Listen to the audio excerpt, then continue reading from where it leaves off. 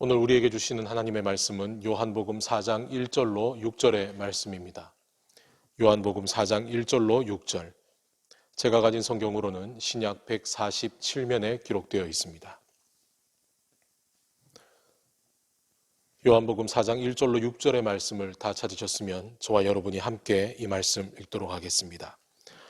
예수께서 제자를 삼고 세례를 베푸시는 것이 요한보다 많다 하는 말을 바리새인들이 들은 줄을 주께서 아신지라.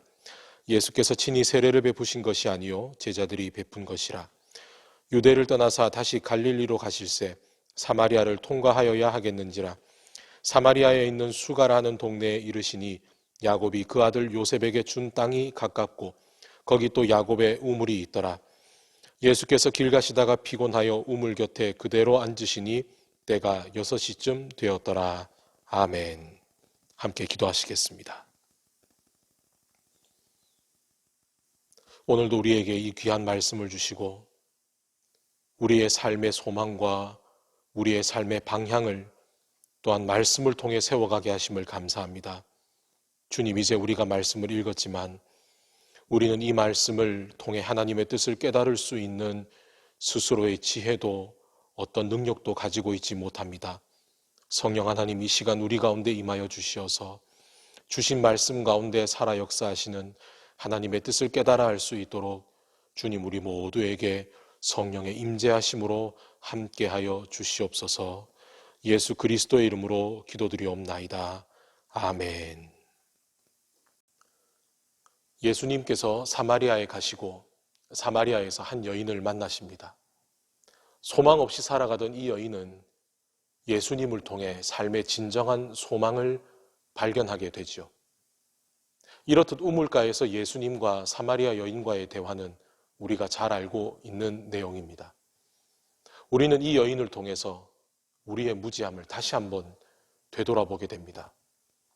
성령으로 인한 거듭남을 듣고도 이해하지 못했던 니고데모나 생명이 있는 물, 생수에 대해서 예수께서 말씀하시지만 그 생수를 자기 눈앞에 있는 우물물이라고 생각하는 이 여인의 모습은 우리와도 너무나 닮아 있습니다. 이제 우리는 날마다 주님의 말씀을 우리의 삶에 가까운 곳에 가지고 살아갑니다. 하지만 우리는 얼마나 많이 그리고 얼마나 자주 우리의 생각과 우리의 판단으로 말씀을 대하고 내 뜻대로 해석할 때가 많았습니까? 우리가 말씀을 읽을 때 성령님의 임재를 구해야 하는 이유가 바로 여기에 있습니다. 오늘도 성령께서 우리 가운데 임재하실 때 이 말씀 가운데 살아 역사하시는 하나님의 은혜가 저와 여러분의 삶 가운데 새겨질 것을 믿습니다. 앞서 말씀드린 것처럼 예수께서 우물에서 이 여인과 나누신 그 이야기는 우리가 말씀과 설교를 통해서 이미 잘 알고 있는 내용입니다.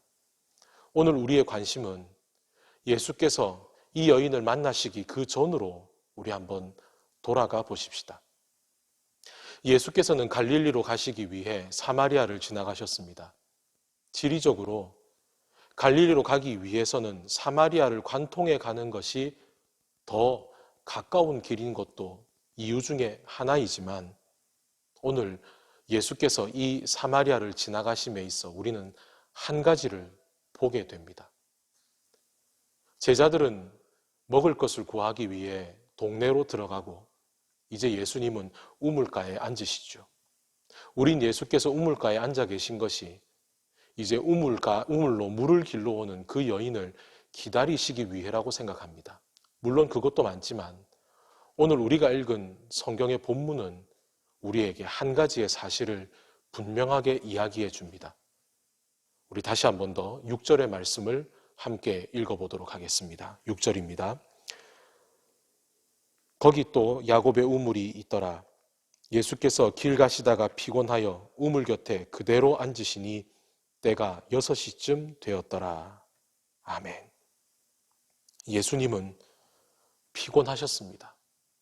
날마다 계속되는 복음의 여정, 수많은 병자들이 고침받기 위해 예수님께로 나아오고 제대로 된 거처 하나 그리고 교통수단도 없어서 늘 걸어 다니셔야 했던 그 예수님의 여정은 엄청난 길이었죠.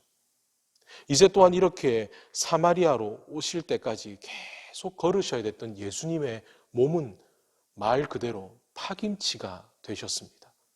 그래서 예수님은 그늘이 있는 우물 그 옆에 그대로 털썩 피곤한 몸을 앉히셨습니다. 우린 예수님에 대해서 오해할 때가 있습니다. 우리의 약함이나 우리 인간들이 가지고 있는 그런 부족함, 그것은 예수님과 아무런 상관이 없다고요. 그렇기 때문에 우리는 때로 너무나 당연하게 예수님께서 우리를 사랑하시는 것이 마치 우리가 누릴 수 있는 당연한 권리인 것처럼, 그리고 그것이 예수님의 의무인 것처럼 예수님은 당연히 우리를 사랑하실 수 있고 사랑하신다고 우리는 그렇게 생각합니다. 그러나 주님도 피곤하셨습니다. 주님도 굶주리셨습니다. 만약 예수께서 40일의 금식을 마치고 나서 굶주리지 않으셨다면 마귀는 결코 이 돌을 떡으로 만들라는 유혹을 가장 먼저 주님께 제시하지 않았을 겁니다. 예수님께서 밤바다를 배를 타고 지나가십니다. 풍랑이 금방이라도 이 배를 집어삼킬 것처럼 배가 흔들리는데도 예수님은 피곤해 지쳐 잠에 골아 떨어지실 만큼 녹초가 되신 적이 있었습니다. 잡히시던 날 밤에 겟세마네 동산에서 예수님께서 아버지께 간절히 구하신 것은 이 잔을 내게서 치워달라는 것이었습니다. 그만큼 대속의 죽음은 주님에게 고통스러운 선택이셨습니다.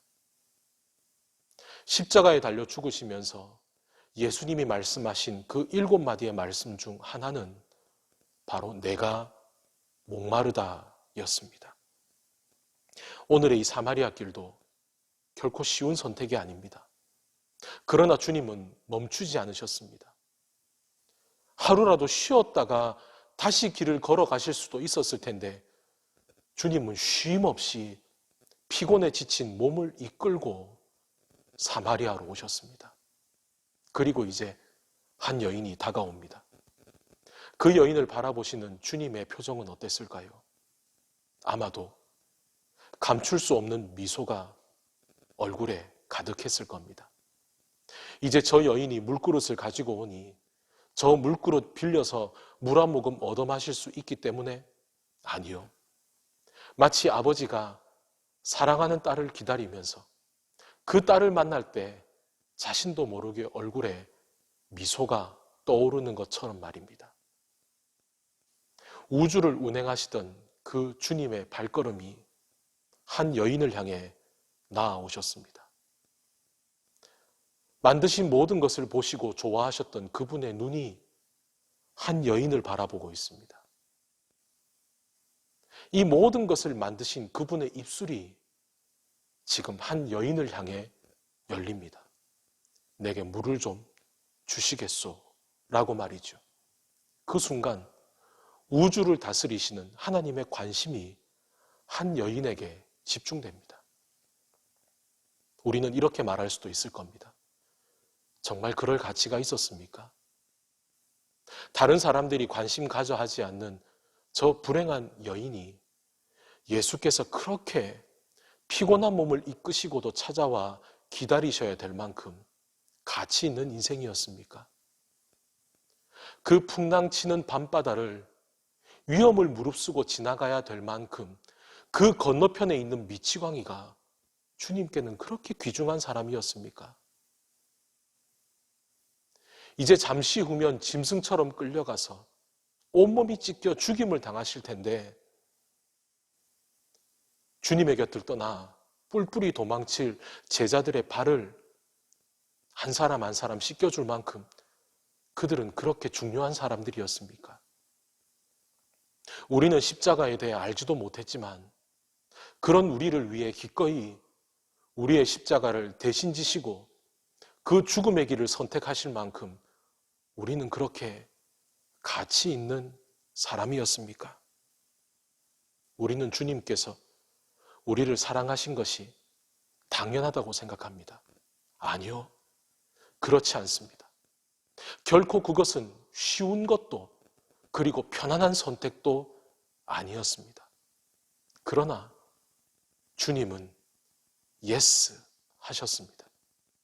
만약 똑같은 선택이 다시 온다 하더라도 주님은 예스라고 답하셨을 겁니다. 요한복음 3장 16절은 이렇게 말합니다. 하나님이 세상을 이처럼 사랑하사. 하나님의 그 사랑은 거룩하고 순결한 모습으로만 우리에게 다가오지 않았습니다. 그러나 주님은 그 땀과 눈물과 고통 속에서 우리를 기꺼이 사랑하기로 우리를 선택하셨습니다. 그러니 여러분, 오늘 당신이 얼마나 가치 있는 인생인지를 잊지 마십시오. 세상이 당신을 어떤 기준으로 판단한다 하더라도 주님은 당신을 너무나 사랑하셔서 당신을 만나기 위해 이 땅에 오실 만큼 당신은 가치 있는 인생이라는 것을 잊지 마십시오. 우리의 인생의 가치는 주님께서 결정하시기에 우리는 가치 있는 삶이요 주님의 아들, 딸입니다. 그러니 오늘 당신이 어디에 있든 우물가로 그 여인을 만나러 오신 그 주님께서 오늘 당신의 자리에 먼저 와서 기다리고 계시다는 그 사실을 잊지 마시기 바랍니다. 함께 기도하시겠습니다. 하나님 아버지, 피곤한 몸을 이끌고 그 우물가에 털썩 앉아 한 여인을 기다리시는 주님, 우리를 위해 그 고통의 십자가 길, 피하고 싶은 그 길도 기꺼이 선택하시며 피 흘려 고통당하기까지 우리를 사랑하신 주님, 우리의 삶이 그토록 주님 앞에 가치 있는 인생이었습니까? 우리가 그렇게 주님 앞에 소중한 사람이었습니까? 그런 우리를 아들이라 딸이라 불러주시는 주님, 오늘 우리의 삶이 우리를 위해 먼저 와 계시는 주님을 향해 우리 또한 기쁨으로 달려갈 수 있는 우리 모두가 되게 하여 주시옵소서. 예수 그리스도의 이름으로 기도드리옵나이다. 아멘.